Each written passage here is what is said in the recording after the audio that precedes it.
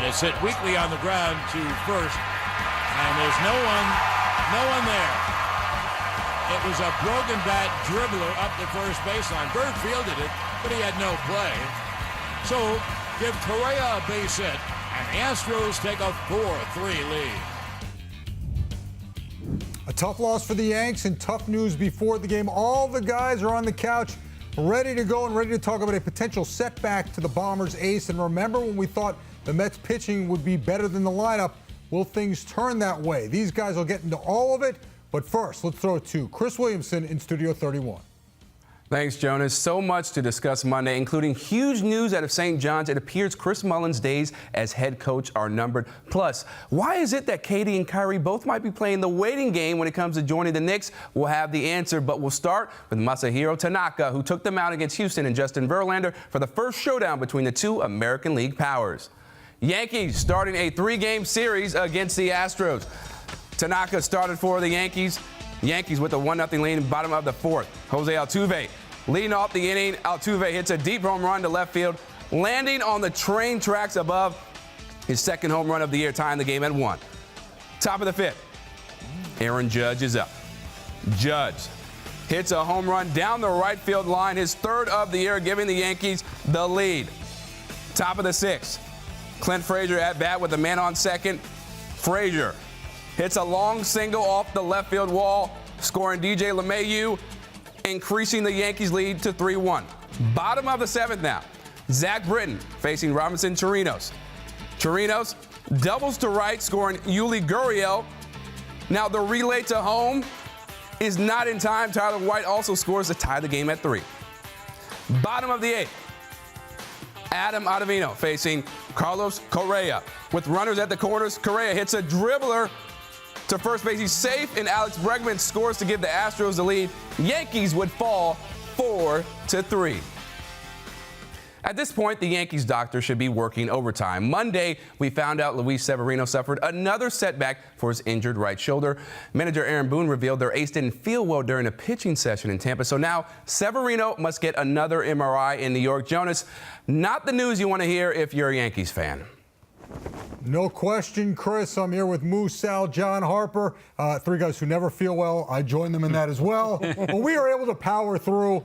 Right off the bat, Moose, are you starting to worry this is going to be a lost season of sorts for Luis Severino? Yeah, to a degree. I mean, anytime somebody's going in for a second MRI, it's never a good sign, never a positive thing. When he throws off flat ground and he feels a little discomfort, doesn't feel, 100% healthy. Yeah, that's disconcerting anytime you look at that. So, yeah, I mean, I'm not at the point yet where I'm going to make the declaration it's going to be a lost year. As we're sitting here, it's April. But you got to see exactly what the results of that MRI are, what the game plan is here moving forward, and clearly the discomfort does persist, so they've got to find something what is wrong with Luis Severino. And it's a rotator cuff. That's what's so worrisome. It is worrisome because when it doesn't clear up right away, they made it sound like it was a minor deal. When it lingers like this and he's got to go get another, and he's not even thrown off the mound yet, just flat ground, and he's still feeling something in there.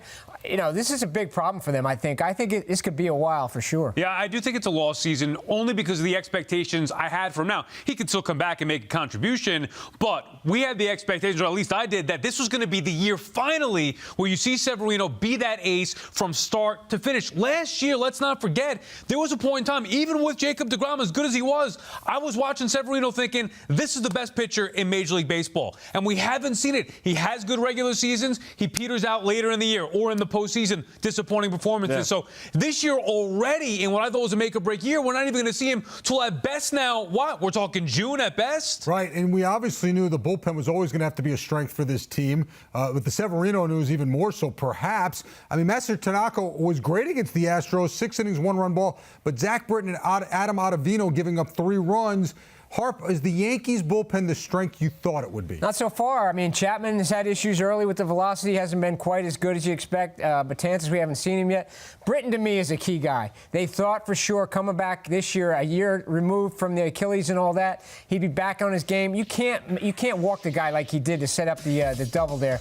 I mean, you see the double here, but the walk changes the whole inning and gives them a chance to tie the game there. So, he's got to be better. Ottavino was okay. He got he got beat by a fluky ground ball there. But no, it hasn't been as good as expected. So? Yeah, I think your bullpens are going to give up runs, no matter how good they are. But in this spot, against that team, the way Tanaka pitched and pitched the inning before getting out of a jam against the Stros, this is where you need the A game. You need, especially with Betances out, Britton's got to be that guy to have a shutdown inning. It's as simple as that. Ottavino, you can't get on too much, to your point, Harp, a little bit of bad luck, plus he's been so good. Yeah. But Zach Britton has had issues since becoming a Yankee. This was supposed to be, or at least I thought he was going to be one of those shutdown guys, and he coughed it up tonight. Yeah, I mean, they haven't been as dominant as you'd expect. I mean, earlier on, first week of the season, we were talking about Aroldis Chapman and where exactly his velocity is. And now you're not going to get on Ottavino as much for the Monday night performance, but as Sal mentioned, in terms of Zach Britton, you have Dylan Betances on the mend on his way back, and he expected, even with the Betances injury, that this crew, when you handed them a lead, that they were going to be able to be locked down. And you know what? Times they have it, at times they have not. So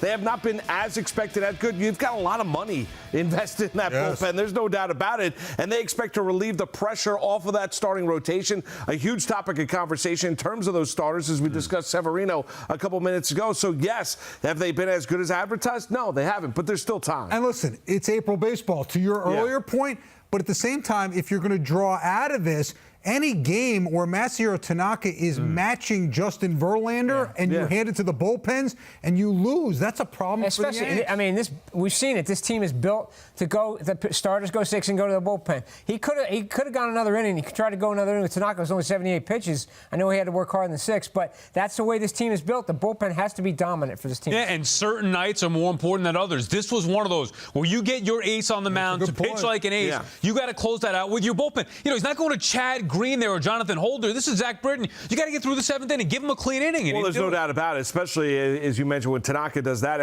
Everyone's expecting the Yankee lineup to get dominated by Verlander. Verlander has not been brilliant to begin this year. He's not been your October Justin Verlander, but you hand that bullpen a lead, you expect him to get the job done. Yeah, listen, interesting stuff from the Yanks right now. We'll see if it gets sort of straightened out as the season goes on. That's it for us for now. Let's send it back to Chris. All right, thanks, Jonas. Still ahead, reports say Chris Mullin will step down as head coach. So who will be the next head coach out in Queens? Plus, why Kyrie and KD may be playing the waiting game this summer when it comes to joining the Knicks. That story and more right here when Sports Night returns. Geico Sports Night is brought to you by Geico. 15 minutes could save you 15% or more on car insurance. Visit geico.com for a free rate quote. You still stressed about buying our first house, sweetie? Yeah, I thought doing some hibachi grilling would help take my mind off it all. Maybe you could relieve some stress by calling Geico for help with our homeowner's insurance. Geico helps with homeowners insurance? They sure do. And they could save us a bundle of money, too. I'm calling Geico right now. Cell phone. It's ringing. Get to know Geico and see how much you could save on homeowners and condo insurance. And we'll rise up. I like the waves. We'll rise up. In spite of the ache, we'll rise up. And we'll do it 1,000 times again.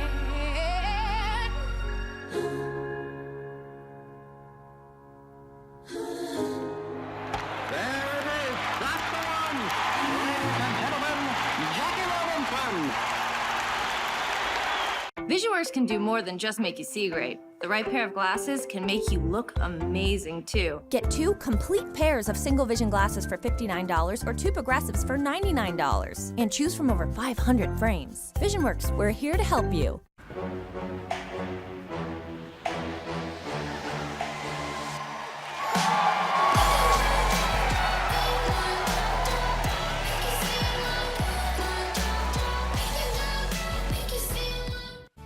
Were you hurt at work? Get the workers' compensation payments you deserve. Did you suffer hearing loss at work, or do you have a third-party injury claim? And what about Social Security disability? Get the experienced legal representation you deserve. There's so much at stake. Call 1-800-222-WISH today. For over 80 years, Pasternak, Tilker, Ziegler, Walsh, Stanton, and Romano have defended the rights of hard-working New Yorkers. Call 1-800-222-WISH. See, feel, climb. First out, last in. Look round corners, look in crannies. Go down dark alleys. Lose yourself. Catch a lift. Push boundaries. Go walkabout. Get set. Go after the goosebumps. Never stop discovering. The Land Rover Discovery Sport. Land Rover, above and beyond. Who's raking? Who's slumping? Who's dealing? Catch up on all the local baseball activity from our panel of insiders as they recap and break down the latest Mets and Yankees action on Baseball Night in New York. Weeknights at 6, only on SNY. On Monday at City Global Headquarters, City hosted Noah Syndergaard, Brandon Nimmo, and Mickey Callaway at a live discussion panel for City employees. The event was part of fundraising efforts to support City Harvest in their Skip Lunch, Fight Hunger campaign. You can help City Harvest reach their goal of raising $1.1 million to help the nearly 350,000 New York children and their families in need. Now, at the event, Nimmo and Syndergaard were asked about the use of the DH in the National League. It's something that has garnered a lot of attention this past offseason. It's not much of a surprise. Both kept it pretty 100 about where they stood on the topic. Baseball's been talking about trying to get the game under 3 hours, and I said if they're gonna make the DH universal, then you can kiss that goodbye, because then that you're adding 4 or 5 more like hard at bats. Being able to hit while you're pitching in a game kind of just keeps things more light and loose and fun. There's really not a whole lot of expectations for you as a pitcher to go up there and hit, so it kind of just a huge weight is lifted off your shoulder. Yeah. I get to throw against a pitcher, so I think that's an extra 2 strikeouts a game. All right, Jonas, so Thor and Nimmo made it pretty clear about how they feel about the possibility of the NL adding a DH. Pretty sure the guys won't hold back their opinions either. They keep it pretty 100 as well, I think, as a matter of fact, Chris. So let's get your take on this. Do you agree with Noah and Nimmo that the DH should not be brought to the National League? I like the differentiation between the two leagues. I really do. And listen, it's not about pace of play. I just like it, and I'm a little bit more old school. I enjoy the difference between American League Baseball and National League Baseball. I enjoy the fact that the NL game is more of a thinking man's game. The AL game is a little bit more of a thumper's league. I mean, that to me, I get the idea that people are going to say, new to baseball, and say, well, why are there different rules when you look at the American League, National League? Why is there a DH? But to me, it just works. I mean, if you came up as a baseball fan, I think it just works. I don't want to see the DH in the National League. Yeah, I'm with you, Moose. Partly because I just think that it's much, as you said, much better strategy. National League, the manager's got to decide when the pitcher comes out, when to pinch hit for him. You don't have to make that decision in the American League. So, from a writing standpoint, a lot more second guessing, which is always good. But I do think that the DH is coming partly because these owners are paying these guys so much money they don't want to see pitchers getting hurt. But I'm for this difference in the leagues as well. Yeah, I love the difference in the leagues. I'm a purist. I grew up a National League fan, so I do love the style of play. But it's an unfair advantage that every American League team has when they're building a team. You have the luxury to eat the contract of the last few years of a guy because you could put him at the DH spot. You could load up. How many times have we looked at this Mets lineup over the last few years and said, oh, man, if they had the DH, they could have put this fourth outfielder there, or whatever the case may be. It's just a disadvantage to build a National League team the way that it is. Plus, the way the sport has evolved here, I think it's too much of an imbalance where you have interleague play every day. How could you have one league with the advantage of having the DH and one without? And we know it's better to watch. Forget the timing of the games. You'd much rather watch a real batter hit instead of the pitcher. And that's coming from a purist. I love the National League game. I just think it's time for a change. And I love you guys, but you guys are out of your mind. You got to have the same rules for both leagues. And you can't have a World Series where a team is undermanned, unable to use a player that's played the whole year. Can't have it that way. All right, I'll move on. Let's get to your Moose is about to get you. So final word on that. I've been doing it for years. What do you mean you can't have it? You know what? It's something that you should fix. Something you should fix. What's wrong with it? Wait, hold on. So what needs to be fixing? What's wrong with it? Why do you want to have different rules for different leagues? Well, hold on a second. But you look at it. And you like that in the World Series. Yeah, it doesn't bother. All of a bother. sudden, a team that relied on the DH all year, like the Red Sox did with David, now has to work around that? Well, yeah. I mean, to me, it doesn't bother me. I mean, it honestly doesn't. I mean, I understand that you want to get on the fact that a National League team is at a little bit of a disadvantage, but I could also look at advantages that National League team has. I mean, you could look at better quality starting pitching overall. You could look at what those teams are able to do, encapsulate, and you want to say that they don't have the traditional DH thumper on the bench. I mean, you could spend extra money and add that kind of bat on the bench Every other league well. has the DH from the minor leagues on up. Most pitchers have it hit from high school on up. Well, that's fine. Just went deep the other day. I'm just saying, most of these pitchers get hurt running the bases, so it's incredible. I got to move on. I'm being ordered to. We all thought the Mets starting pitching would be ahead of the lineup.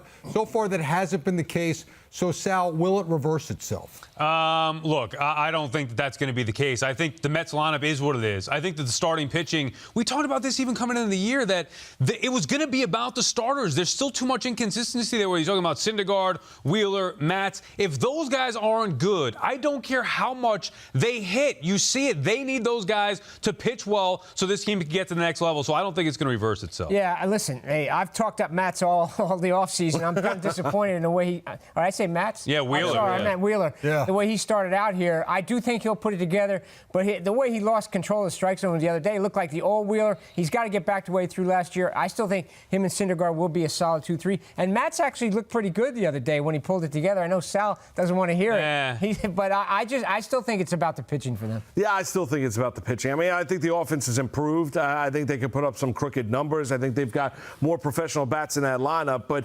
if this team's going to get to the postseason, and what Brodie Van Wagenen said in the offseason is going to be based on the power of the starting rotation, it's going to be about DeGrom, Syndergaard, and Wheeler, the top three in that rotation, and improved bullpen.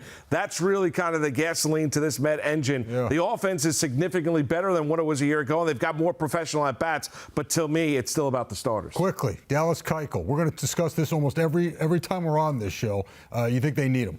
I don't. I mean, personally, I don't, because I don't know exactly what it's going to cost him. Am I going to give Dallas Keuchel a 2-year, $35 million deal? I'm not. I'm sorry. With the down stuff, and I'm not telling you that he can't help the Mets back into that starting rotation. I just would not bring him aboard. I'd be more interested in Kimbrel. Quickly, Hart. I'm not giving him he wants more than a qualifying offer. I'm not giving him $18, $19 million even for 1 year. So if that's what it's going to take, I'd say no. He'd be nice insurance. They do not need him. He is not enough of a difference maker in the big picture for this ball club. All right, we're going to send it back so Moose can yell at me more about the DH. No, Chris, Jonas, you're right. No, that's what we wanted to hear. Chris, back to you.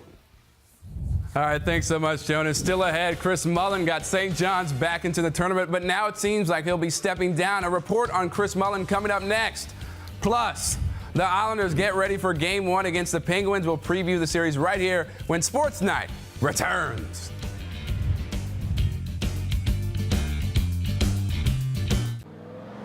There's a place where every lane is the fast lane. Radar guns do this, and everything's a blur. Welcome to Muscleville, a Dodge owner's paradise, where you've got a lot of horsepower to move a lot of people. And when your crew heads to the local theater, these are the kinds of movies you'll see. So head to Muscleville, where every day is a performance day. Well-qualified current Ford Explorer lessees get a low-mileage lease on the 2019 Dodge Durango for $259 a month. For one night this spring, winter is here. April 27th, the first 25,000 fans will receive the Game of Thrones Noah Syndergaard bobblehead. Tickets at Mets.com/tickets. Hey, Tony. Hi, Glove. You like baseball? Yeah, of course. Great. Scan this number sticker with the New York Lottery's Collect and Win app. Attaboy. You're entered to win up to $5,000 in StubHub gift cards for events like this. Now raise your hand, Chief. Enter your Win 4 and numbers tickets with the Collect and Win app from the New York Lottery.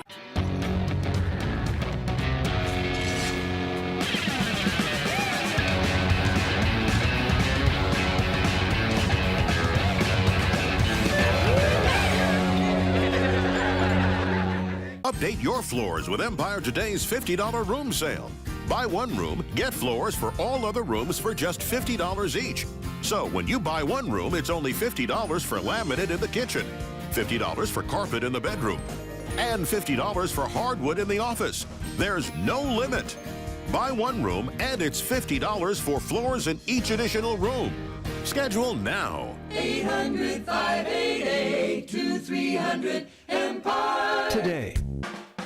It's time to turn heads in a Toyota. Turn up your traction in the 4Runner with available four-wheel drive. Turn up your power in the Tundra with an iForce 5.7-liter V8 engine.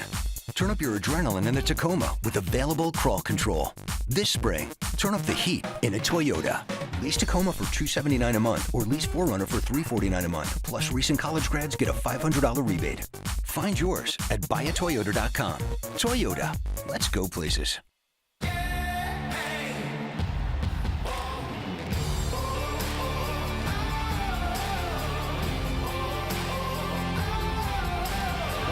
master at the top of his craft.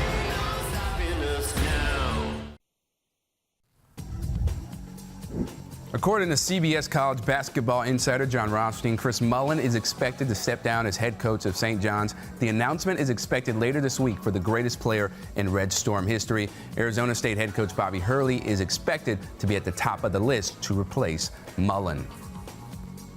Time now to welcome in our college basketball analyst, Vin Parisi. Let's get right to it, Vin. How surprised are you that Mullins decided to step down? Well, I'm shocked by these reports right now. And, you know, as of right now, these are very, very strong, credible rumors and reports right now in the college basketball media world, especially on social media. You know, for the record, you know, Chris Mullin has not made a statement. St. John's University has not made a statement. So it's going to be interesting to see how this thing unfolds over the next 24 hours. But we know that St. John's has had a transitional period the last 2 weeks since their season ended, with Shamari Pons opting to go to, you know, the NBA, and their lead recruiter, Matt Abdelmassi, to return to his old boss from the Iowa State days in Fred Hoiberg at the University of Nebraska. Athletic Director Mike Cragg and Chris Mullin have been in talks about future vision for the program, particularly the coaching staff. And now reports are that, you know, this talk extended into his possible contract extension. And if this winds up being true, this is going to be a shock to St. John's fans. And it's very interesting because a few days ago, St. John's put out a statement saying Chris Mullin is their head coach. They're not looking for another one. Now, looking forward, if this report is true, Bobby Hurley, the Arizona State head coach, has been mentioned as one of the top candidates to replace Mullin. Do you think Hurley would be a good fit with the Red Storm? It would take a lot of money, you know, to match and future salary-wise for what Bobby's making out west at Arizona State. That being said, it would be interesting to see, you know, how this thing develops. I think this is a developing story, if you ask me, and I think we're going to learn and hear a lot more over the course of the next couple of days, because Chris Mullin was not going into a lame duck year with 1 year left. He has 2 years left on a 6-year contract, but obviously something might have broke down in terms of the communication and, you know, their conversations about the future direction of the program. All right, Vin Parisi, once again, Chris Mullin is expected to step down as St. John's head coach, according to CBS Sports. The very latest, we'll have all of that for you. Vin, thanks so much. Thanks so much. The rumors keep heating up that the Knicks are the favorites to sign Katie and Kyrie Irving. Well, according to Frank Isola of The Athletic, some NBA execs and agents are so sure Durant and Irving will be in the Big Apple that one agent believes the two are debating who will sign first. And for the first time in over 3 decades, the New York Islanders hold the home ice advantage when they battle the Pittsburgh Penguins. And if the regular season is any indication of how this series will go, it's going to be a long series. The Islanders are 2-1-1 against Pittsburgh on the year, and they know it's going to be a dogfight. You look at the season series; every game was really, really close. You know, there's things that they do very, very well, and there's things we do very, very well, and they sort of, you know, counteract each other. They've had great pedigree in the past. They have it now, and it's going to be exciting. It's going against, you know, some top players, you know, the Crosbys and the Malkins, and that's a great test, you know, year in and year out for any team that goes against the Penguins. Still ahead as Jacob deGrom gets ready to kick off a series with the Twins. We'll take a look back at his dominance in his last start versus the Marlins. Geico Sports Night is brought to you by Geico. 15 minutes could save you 15% or more on car insurance. Visit geico.com for a free rate quote.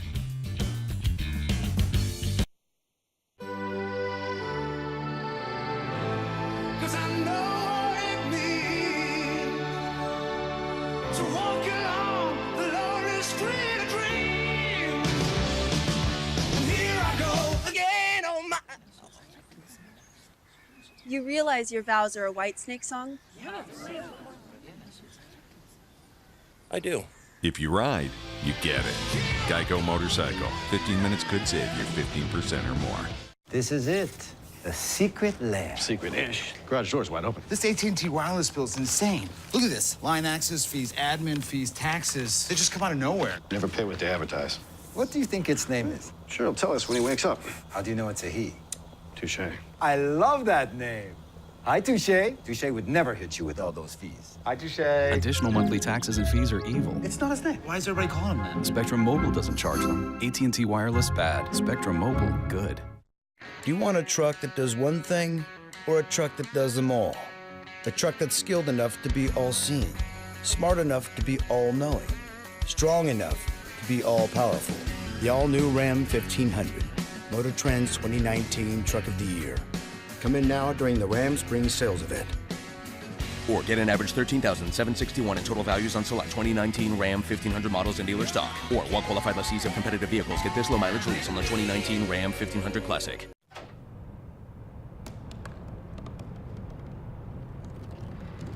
They said I couldn't dream. Called me a piece of trash and swore that's all I'd ever be.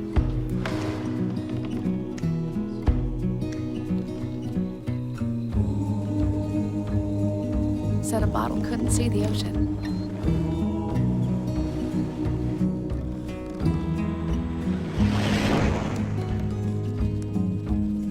Give up. Go back to the dumpster. But I didn't listen. I made my way.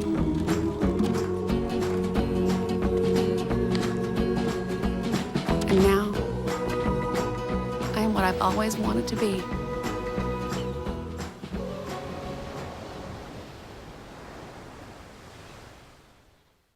Hey, Joey. Hey! Home game tonight. You get an injury update?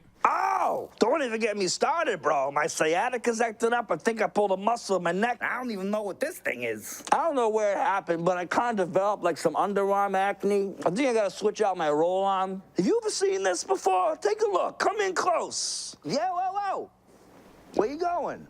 SNY, complete coverage of every New York team, anytime, from any device. Get your New York sports here.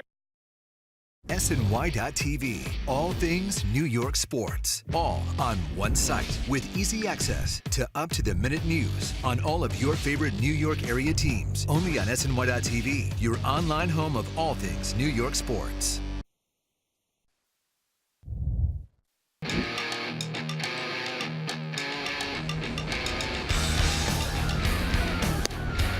That's 3 strikeouts through the first 5 batters for Jake.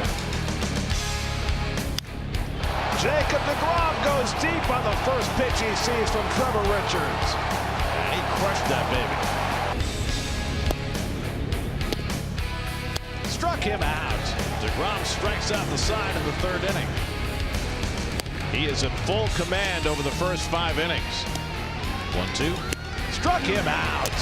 11 strikeouts in 6 innings. That's 13, a Baker's dozen. Struck him out. Career high 14 strikeouts for Jacob deGrom, the master at the top of his craft. Woo, buddy. Mets fans hope they'll see more of that from deGrom Tuesday when the Amazons face the Twins. Pregame begins at 6:30 with Gary Apple and Todd Zeal. Game at 7:10, and postgame coverage will follow right after the game right here on SNY. Now, former New York radio personality Craig Carton made his first public comments Monday to the media after being sentenced to prison for 3.5 years for conspiracy and fraud. Here's what he had to say with ESPN's Michael Kay. I've cried more in the last 19 months in my life combined for a lot of things. Not as much about what I did to myself, but what I did to my kids, what I did to my wife. You know, it's I was Superman, and I forgot how to fly. And, it's as simple as that. And I bemoan that fact. I beat myself up over that fact all the time. I changed my kids' lives forever. One football note before we go. Le'Veon Bell got pretty much everything he wanted this offseason. He signed with the team that he wanted, got the guaranteed money he was looking for, and now he'll be able to wear number 26 for Gang Green. Safety Marcus May wore it last year, but decided to wear 20 with Bell coming on the team. That's it for Geico Sports Night. I'm Chris Williamson. Have a lovely Tuesday, beautiful people.